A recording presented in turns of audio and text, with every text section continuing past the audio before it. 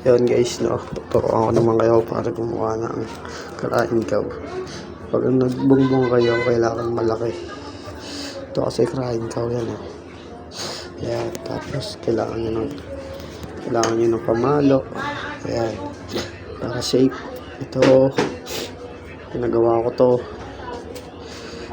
yung karaing cow.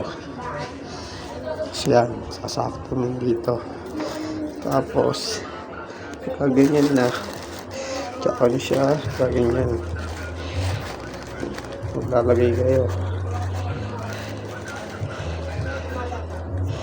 Yan, tamang tamang sukat yan.